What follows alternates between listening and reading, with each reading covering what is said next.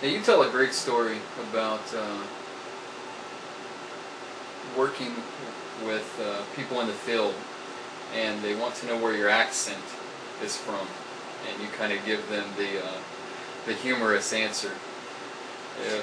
Can you relate that story to us here? Yeah, I can. The funniest place I've ever been, and this was probably about 10 years ago, and so I was a little bit younger, granted, but I went to South Carolina, and as you all are hearing on this video right now, I have a very strong New England, Boston accent, so to speak, and I was in a very small town in South Carolina, Walterboro, I believe is what it was, near Charleston. They call it the Low Country, and it is, it's all swamp. And so, pretty much the first thing, I mean, one of the surveyors looked like he lived in a plantation house, and his family had owned it for the whole 200 years or something. It had been passed down from family member to family member. It was a plantation house, I think.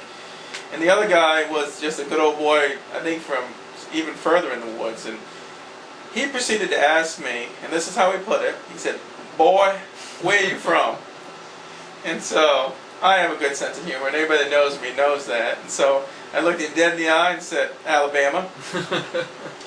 And it was a very long, dead silence. I'll never forget it. He just stared at me for like, it had to be 30 seconds or a minute. He just stared at me. And I kept a straight face. I didn't laugh or anything. And he said, "Boy, you ain't from Alabama." And so then I told him, I said, "Well, I'm from Maine." And then that was not the right thing to say. Because at that point, I actually found out a part of history that I'm sad to say that I didn't know. I really didn't know it. He said, "Boy, it's because of you we lost the war." And I'm thinking, well, what war? And he said, "The war of northern aggression, boy." And so that was the first time I heard it called that. So he proceeded to tell me about the battle at Gettysburg, where, and if you watch the movie you'll see this, I rented the movie to see it after this, there was a battalion from Maine, and they had to hold the far east or west end of one of the hills, on one of the little round top or something.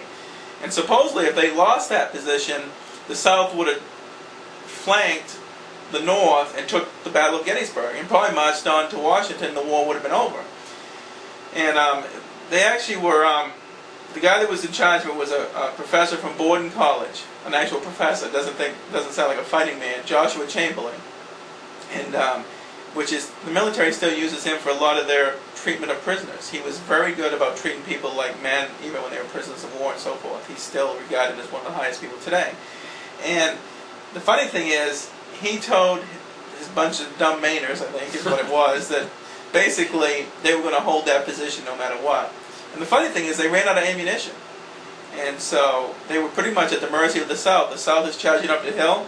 So Joshua Chamberlain ordered them to strap their, what's it called? The knives on the end of the gun.